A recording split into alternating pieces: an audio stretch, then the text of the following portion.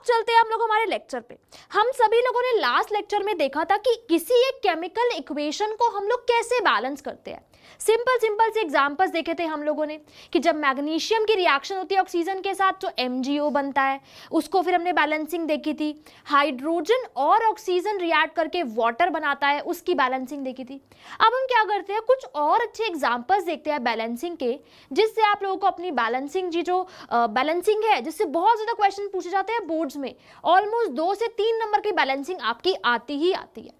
उसके अलावा पूरी केमिस्ट्री में अगर आपको बैलेंसिंग ही नहीं आती तो बाकी की चीजें तो आप कर ही नहीं पाएंगे।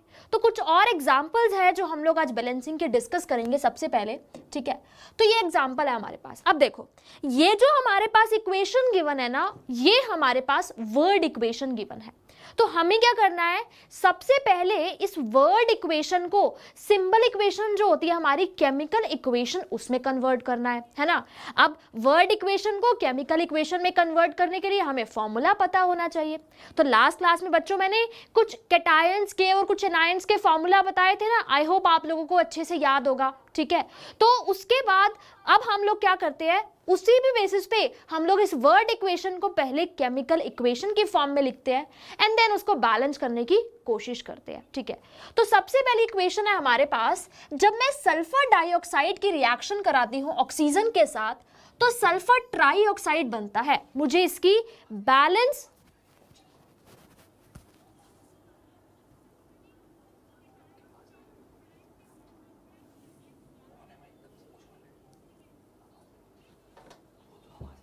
एक सेकेंड बच्चों, आवाज नहीं आ रही, थोड़ी टेक्निकल प्रॉब्लम है।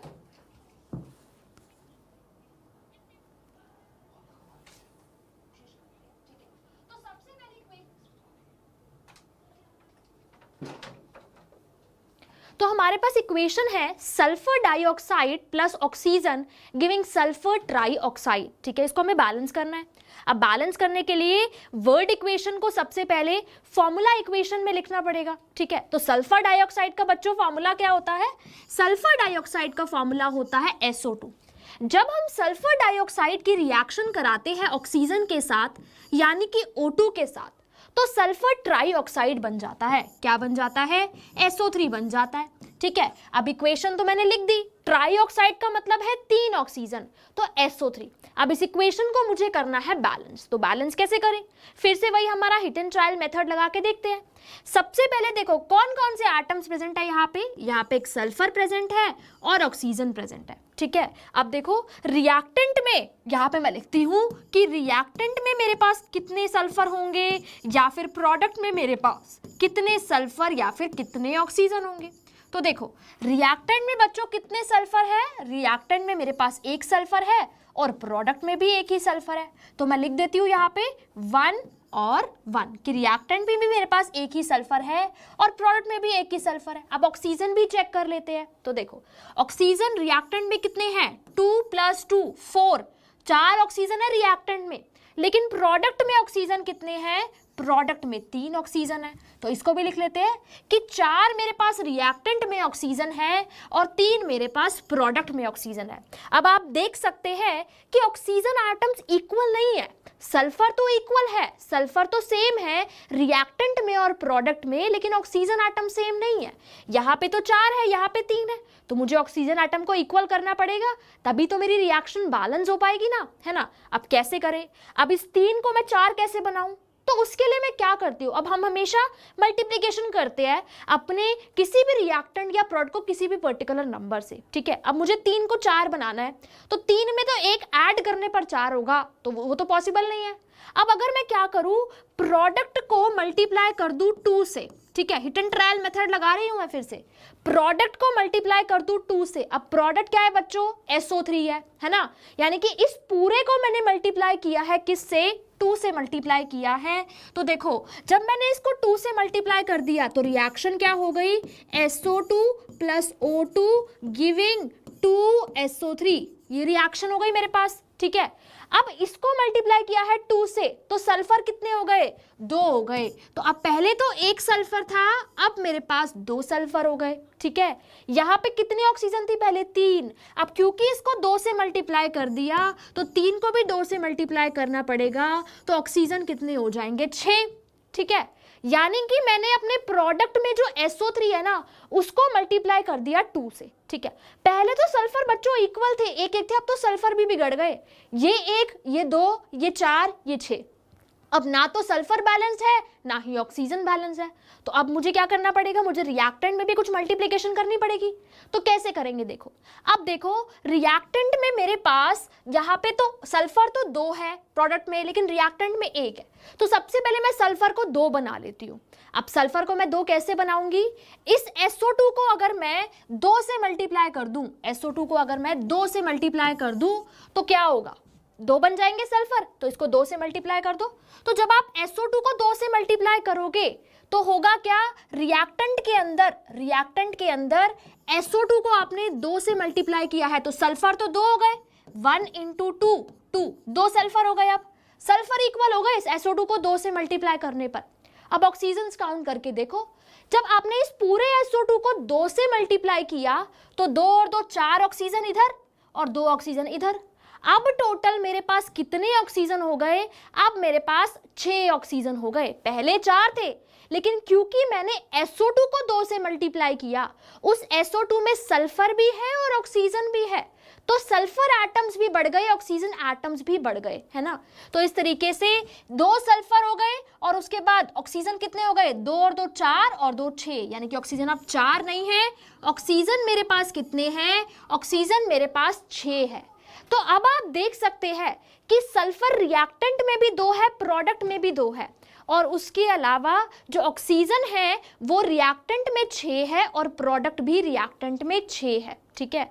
यानी कि अब मेरे पास नंबर ऑफ सल्फर एटम्स और number of oxygen atoms equal है और मेरी रिएक्शन क्या कहलाएगी, बैलेंस रिएक्शन कहलाएगी, ठीक है। फिर से एक बार देखते हैं, देखो रिएक्शन क्या थी, SO2 + O2 गिविंग SO3, ठीक है। ये रिएक्शन थी मेरे पास, मैंने देखा था स्टार्टिंग में कितने सल्फर थे, 1 सल्फर 1 सल्फर, दोनों जगह 1 1 सल्फर थे। ऑक्सीजन कितने थे, 2 और 2 4 ऑक्सीजन, ऑक्सीजन कितने थे, 4 ऑक्सीजन थे, और यहाँ पे ऑक्सीजन कितने थे, 3 ऑक्सीजन थे। सल्फर तो सेम थे, ऑक्सीजन सेम नहीं थे। मुझे क्या करना है, मुझे ऑक्सीजन को सेम बनाना था। ऑक्सीजन को सेम बनाने के लिए मैंने थोड़ा सा trial hit and trial method लगाया और मैंने SO3 को 2 से मल्टीप्लाई कर दिया। जब मैंने SO3 को 2 से मल्टीप्लाई किया तो देखो अब इस SO3 के अंदर कितने सल्फर आ गए, इसमें 2 सल्फर आ गए और इसमें 2 और 3 6 ऑक्सीजन आ गए, है ना, 6 ऑक्सीजन आ गए, ठीक है। अब सल्फर इधर तो 1 है, इधर 2 है, तो मुझे क्या करना पड़ेगा, इधर भी अपने सल्फर को 2 बनाना पड़ेगा, और वो मैं कैसे बनाऊंगी, जब मैं इस SO2 को 2 से मल्टीप्लाई कर दूंगी। तो मैंने SO2 को भी 2 से मल्टीप्लाई कर दिया। जब मैंने SO2 को 2 से मल्टीप्लाई किया तो अब बताओ इसमें कितने सल्फर हो गए, 2 तो सल्फर हो गए, और SO2 के अंदर ऑक्सीजन कितने हैं, 2 और 2 4, 4 ऑक्सीजन है इधर और 2 ऑक्सीजन है इधर। तो इन टोटल आप नंबर ऑफ एटम्स अब काउंट करके देखो, इधर भी 2 सल्फर, इधर भी 2 सल्फर, इधर 6 ऑक्सीजन, इधर 6 ऑक्सीजन, तो क्योंकि नंबर ऑफ एटम्स मेरे सेम है इसलिए मेरी रिएक्शन कैसी है, बैलेंस रिएक्शन अब हो गई। तो इस तरीके से आपको पहले नंबर ऑफ एटम्स लिखने हैं रिएक्टेंट में एंड देन प्रोडक्ट में, उसके बाद इक्वल बनाने के लिए प्रोडक्ट को किसी नंबर से मल्टीप्लाई करो, उसके बाद रिएक्टेंट में देखो कि अब एटम्स इक्वल आ रहे हैं या नहीं आ रहे। अगर एटम्स अभी भी इक्वल नहीं आते तो रिएक्टेंट को किसी भी नंबर से आपको देखना पड़ेगा कि मैं किस नंबर से मल्टीप्लाई करूं कि अब मेरे नंबर ऑफ एटम्स सेम हो जाए। तो मेरी बैलेंस रिएक्शन क्या हुई, 2SO2 + O2 गिविंग 2SO3, ये हो जाएगी मेरी बैलेंस रिएक्शन, ठीक है। और एग्जाम्पल देखते हैं, अच्छे अच्छे एग्जाम्पल करेंगे ताकि एटलीस्ट आपकी बैलेंसिंग जो है वो अच्छे से क्लियर हो जाए, और बैलेंसिंग से अगर कोई क्वेश्चन आ जाए तो वो गलत ना हो, ठीक है। तो देखो अब इसके अंदर भी मुझे वर्ड इक्वेशन दी है, और वर्ड इक्वेशन भी नहीं दी, उन्होंने लैंग्वेज में बोल दिया कि ऐसे ऐसे रिएक्शन हो रही है, इसकी बैलेंस्ड केमिकल इक्वेशन बताओ, ठीक है। तो उन्होंने क्या बोला कि मेरे पास आयरन फिलिंग्स थी। आयरन फिलिंग्स का क्या मतलब है, आयरन नेल्स, छोटी छोटी पतली पतली आयरन की नेल्स होती है, उसको हम लोग बोलते हैं आयरन फिलिंग्स। कि मैंने आयरन फिलिंग्स की रिएक्शन कराई किसके साथ, स्टीम के साथ।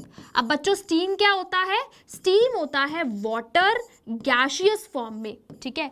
आयरन फिलिंग्स की मैंने रिएक्शन कराई स्टीम के साथ to produce iron 3 oxide and hydrogen gas.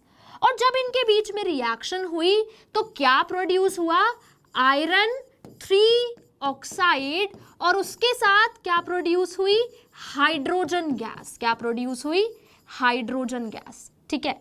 अब वर्ड इक्वेशन तो मैंने लिख दी, अब मुझे जानने हैं इसके फॉर्मूला। फॉर्मूला के लिए क्या पता होना चाहिए, चार्ज पता होना चाहिए। तो सबसे पहले देखो आयरन का बच्चों सिंबल क्या होता है, आयरन का सिंबल होता है Fe। Fe की मैंने रिएक्शन कराई स्टीम के साथ। स्टीम क्या होती है, वाटर अपने गैशियस फेज में, तो वाटर जो लिया मैंने वो गैशियस फेज में लिया इस तरीके से।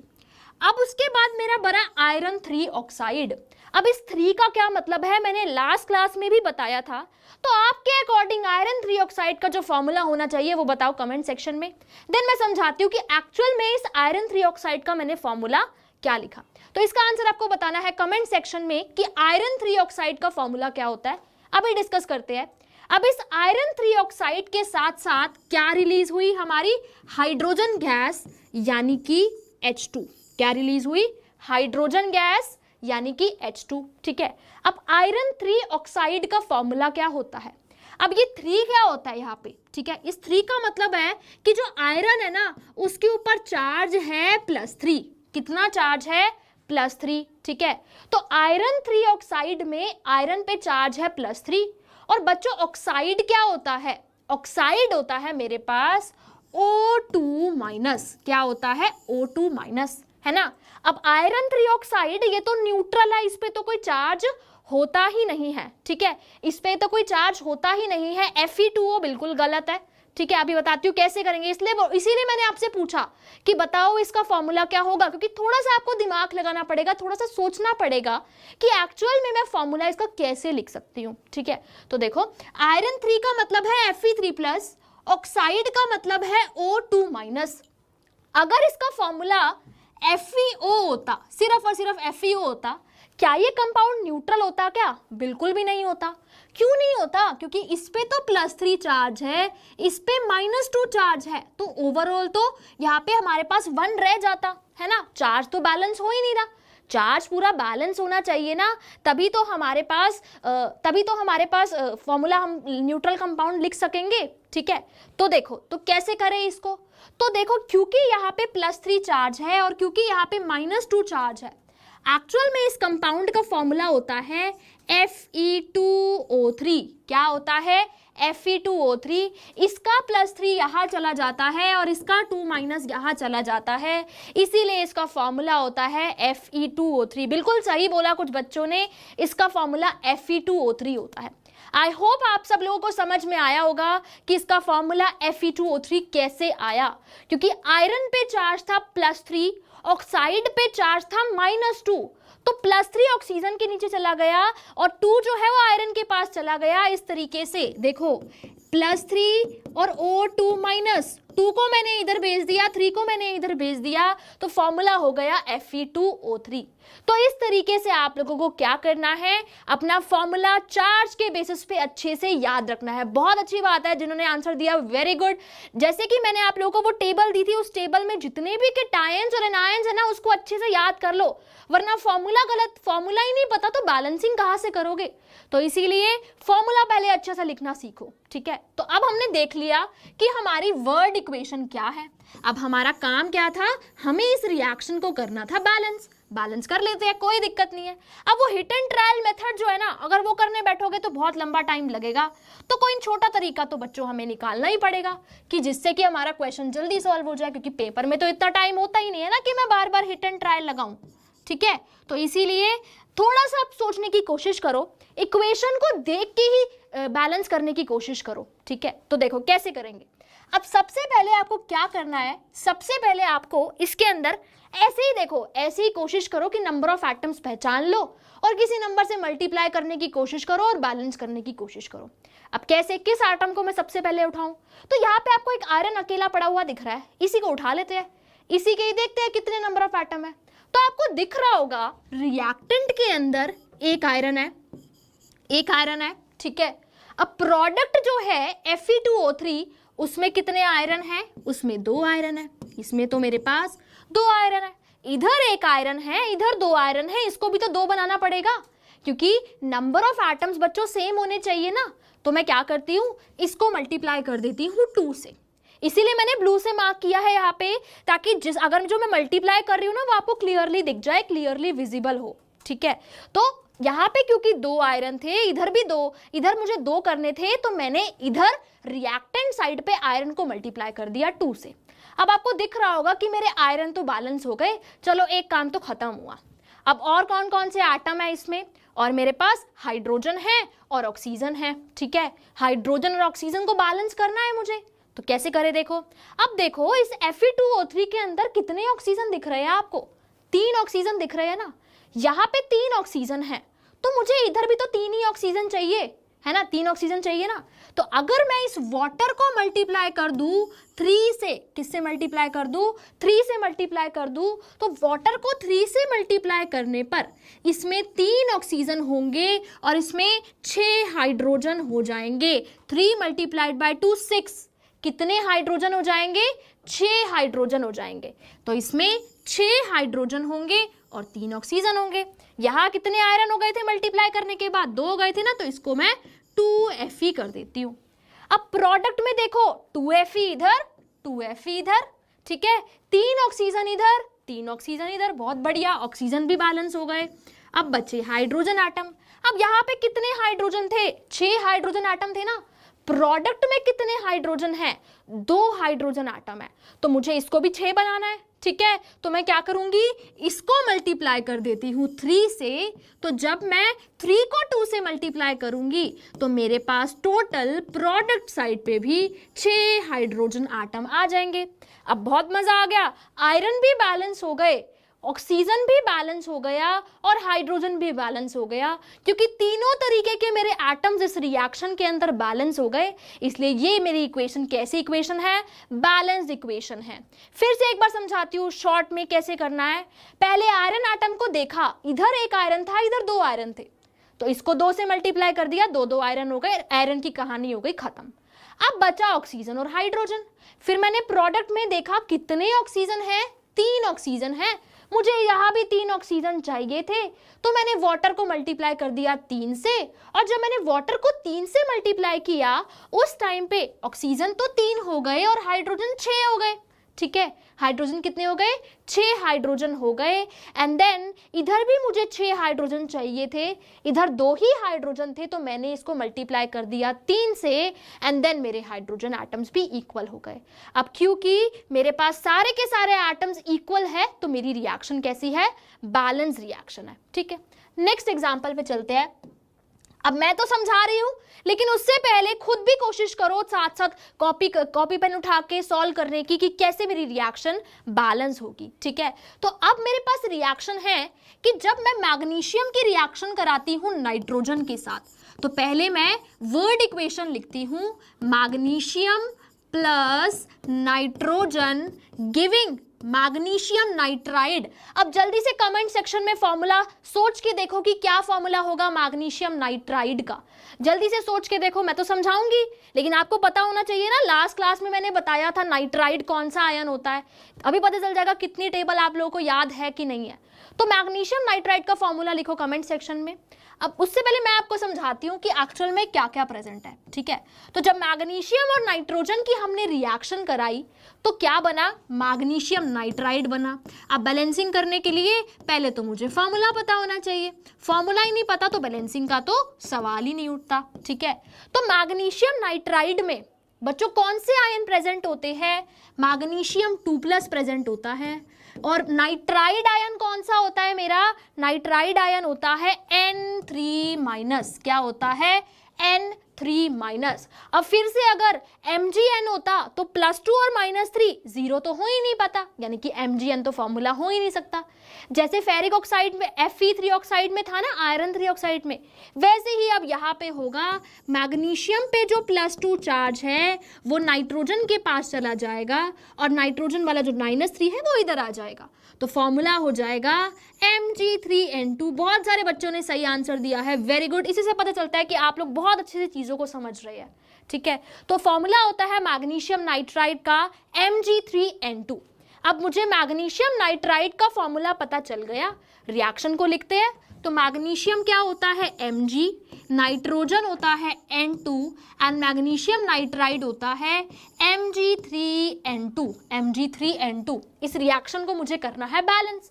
तो बैलेंस करने के लिए नंबर ऑफ एटम्स देखते हैं। पहले नाइट्रोजन देखो, कितने नाइट्रोजन दिख रहे हैं यहाँ पे।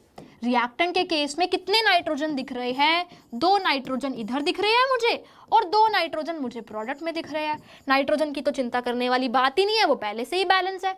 अब एक बार मैग्नीशियम चेक कर लेते हैं।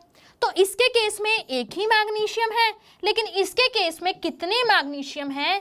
3 मैग्नीशियम मेरे पास यहाँ पे प्रेजेंट है, ठीक है। इधर एक है, इधर 3 है, इसको 3 बना देती हूँ, मैग्नीशियम भी इक्वल हो जाएंगे, ठीक है। तो यहाँ पे इसको 3 से मल्टीप्लाई कर दिया मैंने, तो अब ये मेरे मैग्नीशियम कितने हो गए? 3 मैग्नीशियम हो गए। अब आप देख सकते हैं कि आपकी जो इक्वेशन है वो बिल्कुल बैलेंस है। नाइट्रोजन यहाँ भी 2 है, यहाँ भी 2 है, मैग्नीशियम यहाँ भी 3 है और उसके बाद यहाँ भी 3 है। तो दोनों साइड पे जो मेरे नंबर ऑफ मैग्नीशियम एटम्स है वो इक्वल है। बहुत सही आंसर दिया कुछ बच्चों ने, बिल्कुल सही। आपने इसको बैलेंस किया। बैलेंस करने के बाद हमारी रिएक्शन होगी 3 magnesium plus nitrogen giving Mg3N2। तो हमारी इक्वेशन बैलेंस हो गई है, ठीक है। अगले क्वेश्चन पे चलते हैं अब हम लोग। नेक्स्ट है बैलेंस द फॉलोइंग। इस रिएक्शन में अब हमें सीधा केमिकल इक्वेशन दे दी सिंबल्स की फॉर्म में, फॉर्मूला नहीं बताना। इस रिएक्शन को हमें क्या करना है? बैलेंस करना है। तो फिर से करके देखते हैं। देखो इक्वेशन क्या है? MgOH whole twice plus HCl giving MgCl2 plus water. ये मेरे पास रिएक्शन है, ठीक है। अब इस रिएक्शन कोई ना कोई एक एटम मुझे फिर से उठाना पड़ेगा और रिएक्शन को बैलेंस करके देखना पड़ेगा। तो एटम मैंने उठाया, कौन सा उठाया? चलो मैग्नीशियम देखती हूँ पहले। इधर भी एक मैग्नीशियम, इधर भी एक मैग्नीशियम दिख रहा है। तो मैंने सोचा यार मैग्नीशियम तो सेम ही है, उसको मैं क्या चेंज करूँ, उसको मैं क्या बैलेंस करूँ। फिर मैंने सोचा कि यार और कौन सा एटम मैं देख सकती हूँ। फिर मैंने देखा क्लोरीन को। तो इस MgCl2 के अंदर बच्चों कितने मैग्नीशियम हैं? इसमें एक मैग्नीशियम है और इसमें 2 क्लोरीन है, ठीक है। अब यहाँ मैग्नीशियम तो एक ही था, यहाँ पे मैग्नीशियम तो एक ही था लेकिन क्लोरीन भी एक ही था, लेकिन मुझे क्लोरीन तो 2 चाहिए। तो मैंने क्या सोचा कि यार क्लोरीन को बैलेंस करके देखती हूँ। अब उधर तो 2 थे, इधर 1 था, तो इसीलिए मैंने क्या किया? मैंने इसको मल्टीप्लाई कर दिया 2 से ऐसे, ठीक है। इसको मैंने 2 से मल्टीप्लाई कर दिया। अब HCl को क्यों मल्टीप्लाई किया? क्योंकि मुझे क्लोरीन 2 चाहिए थे। अब 2 से मल्टीप्लाई करने पर मेरे पास हाइड्रोजन 2 हो गए और मेरे पास क्लोरीन भी 2 हो गए, ठीक है। अब देखो मैग्नीशियम, इसके केस में एक मैग्नीशियम है और यहाँ पे ना देखो एक छोटी सी बात का ध्यान रखना। अब यहाँ पे क्या है? मैग्नीशियम हाइड्रोक्साइड है जिसमें मेरे पास OH है, यहाँ पे OH। तो ऐसे अलग अलग करके मत लिखना कि 2 ऑक्सीजन है 2 हाइड्रोजन है। थोड़ा सिंप्लीफाई करके आपको बताने की कोशिश करती हूँ। वैसे भी लिख सकते हो, कोई दिक्कत वाली बात नहीं है। यहाँ पे इसको ऐसे लिखो कि यहाँ पे 2 OH है, ठीक है। इस तरीके से लिखो 2 OH। वैसे तो OH माइनस आयन्स होते हैं बट मैं OH लिख रही हूँ, ठीक है। इस बात का बुरा मत मानना कि मैम मैग्नीशियम 2+ होगा या फिर OH माइनस होगा, आपने तो गलत लिख दिया। मैं भी सिर्फ ये बता रही हूँ कि एटम्स कौन कौन से है इसमें। तो मैंने लिख दिया कि यहाँ पे 2 OH है, इधर 2 H है, ठीक है। तो बच्चों मैंने एक तो मैग्नीशियम बैलेंस कर दिए, एक मैंने क्लोरीन बैलेंस कर दिया, ठीक है। एक मैंने मैग्नीशियम बैलेंस कर दिया और इधर भी मैंने क्लोरीन बैलेंस कर दिया, ठीक है। अब यहाँ पे देखो, यहाँ पे देखो, यहाँ पे एक वाटर बचा है। अब इस वाटर में कितने हाइड्रोजन हैं? इधर मेरे पास 2 हाइड्रोजन है और 1 ऑक्सीजन है, ठीक है। 2 हाइड्रोजन है और 1 ऑक्सीजन है ना। तो देखो यहाँ पे तो 2 ऑक्सीजन थे, यहाँ पे 1 ही ऑक्सीजन है, यानी कि उसको भी तो 2 बनाना पड़ेगा मुझे, उसको भी तो 2 बनाना पड़ेगा। तो इसको 2 बनाने के लिए मैंने इसको मल्टीप्लाई कर दिया 2 से, ठीक है। इसको मैंने 2 से मल्टीप्लाई कर दिया, ठीक है। अब कितने हाइड्रोजन हो गए यहाँ पे? यहाँ पे हो गए मेरे पास 4 हाइड्रोजन और 2 ऑक्सीजन, 4 हाइड्रोजन और 2 ऑक्सीजन। इधर भी 2 ऑक्सीजन 2 हाइड्रोजन, ये इसको फिर से मैं स्प्लिट करके लिखती हूँ, 2 ऑक्सीजन 2 हाइड्रोजन। तो इन टोटल 4 मेरे पास हाइड्रोजन है और 2 मेरे पास ऑक्सीजन है। इधर भी 4 मेरे पास हाइड्रोजन है और 2 मेरे पास ऑक्सीजन है, यानी कि मेरे सारे के सारे एटम्स अब बैलेंस हो चुके हैं, ठीक है। तो मैग्नीशियम तो पहले से ही सेम थे, तो उसको मैंने कुछ किया ही नहीं। फिर मैं गई क्लोरीन के पास, तो क्लोरीन यहाँ पे 2 थे, यहाँ पे तो 1 ही था। अब इसको 2 बनाने के लिए मैंने अपने HCl को मल्टीप्लाई कर दिया 2 से, इस तरीके से, ठीक है। तो HCl को जब मैंने 2 से मल्टीप्लाई किया तो हाइड्रोजन 2 और क्लोरीन 2, ऐसे करके मैंने इसको लिख दिया, ठीक है। अब क्लोरीन भी बैलेंस हो गए। अब क्या बचता है? हाइड्रोजन और ऑक्सीजन। फिर मैंने देखा कि रिएक्टेंट साइड पे कितने ऑक्सीजन है, 2 ऑक्सीजन है ना।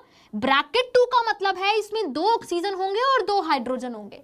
तो 2 ऑक्सीजन है, 2 हाइड्रोजन है, तो उधर एक ही ऑक्सीजन था, तो मैंने उसको मल्टीप्लाई कर दिया 2 से, तो 4 हाइड्रोजन हो गए, 2 ऑक्सीजन हो गए। 4 हाइड्रोजन 2 ऑक्सीजन, इस तरीके से, ठीक है। तो यहाँ पे फिर मैंने क्या किया, उधर 2 ऑक्सीजन 4 हाइड्रोजन हो गए, इधर भी 4 ही हाइड्रोजन थे, तो हाइड्रोजन भी बैलेंस हो गए, ऑक्सीजन भी बैलेंस हो गए, और मेरी रिएक्शन जो होगी वो बैलेंस रिएक्शन क्या आएगी, फिर से लिखती हूँ, magnesium hydroxide plus 2HCl giving MgCl2 plus 2 water. ये हो जाएगी मेरी बैलेंस केमिकल इक्वेशन, ठीक है। क्या हो जाएगी? Balance chemical equation. तो इस तरीके से थोड़ा सोचना है कि किसी भी एक पर्टिकुलर एटम को जो आपको सबसे ज्यादा अच्छा दिख रहा है कि हाँ इसको मैं पहले बैलेंस करके देखूं, जब आप प्रैक्टिस करोगे ना तो आपको खुद ही चीजें समझ में आने लग जाएगी, खुद ही पता चल जाएगा कि मैं पहले कौन सा एटम उठाऊं, किसको बैलेंस करना पहले सबसे ज्यादा जरूरी है, ठीक है। बहुत सारे बच्चों ने सही आंसर दिया। अब चलते हैं अगली रिएक्शन पे, ठीक है। इस रिएक्शन को भी खुद से सॉल्व करने की कोशिश करो यहाँ पे, एंड देन कोशिश करो बैलेंस करने के बाद बताओ कि आपकी जो रिएक्शन है वो क्या होगी, ठीक है। इस रिएक्शन में है क्या, AlOH whole thrice giving Al2O3 plus water. ये रिएक्शन है, इसको आपको बैलेंस करना है। खुद एक बार ट्राई करो इस रिएक्शन को।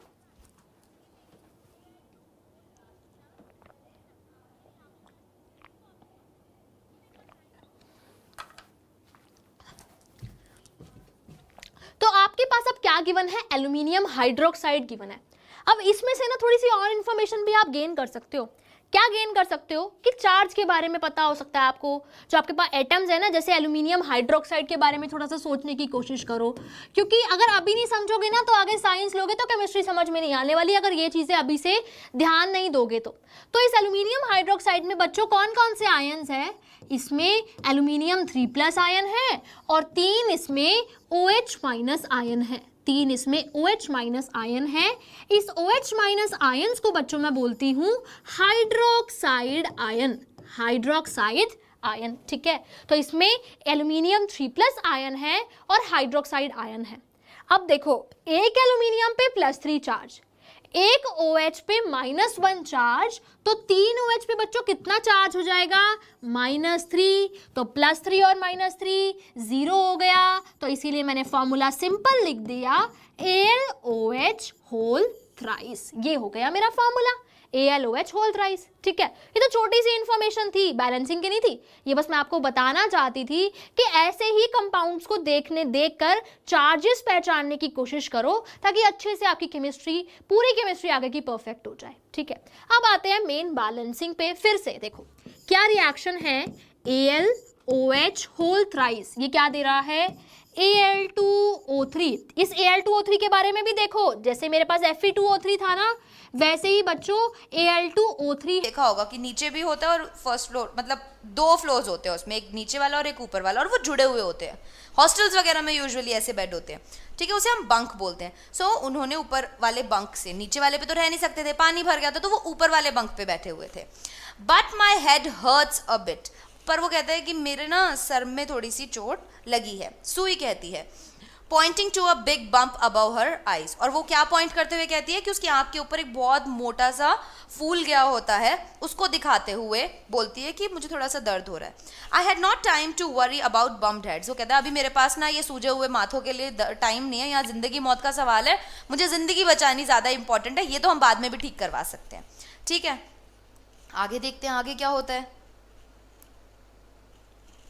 After finding a hammer, screw and canvas. अब उसके बाद क्या क्या ढूंढने के बाद एक हैमर, एक हथौड़ा, स्क्रूज, कुछ स्क्रू और नट बोल्ट वगैरह, और कैनवस। कैनवस क्या होता है?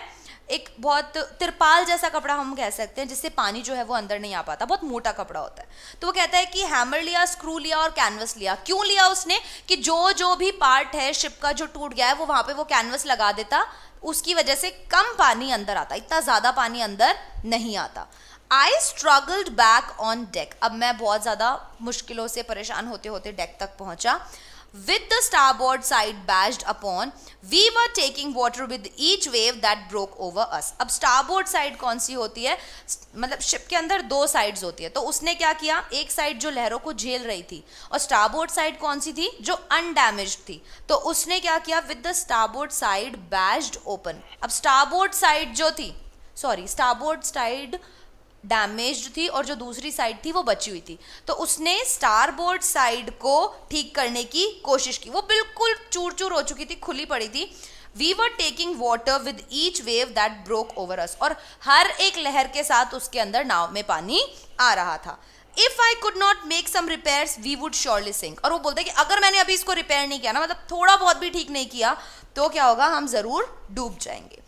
Somehow I managed to stretch canvas and secure waterproof hatch covers across the gaping holes. अब किसी ना किसी तरीके से मैं क्या मैनेज करने, मतलब क्या कर पाया कि मैंने वो कैनवस को खोला, मतलब स्ट्रेच करा और वहां पर लगा दिया secure waterproof hatch covers across the गेपिंग halls. गेपिंग halls मतलब जहां पर भी वो गैप हो गए थे, होल्स हो गए थे, जिसमें से पानी अंदर की तरफ आ रहा था, तो मैंने क्या किया, वहां पर वो कैनवस स्ट्रेच करके लगा दिया।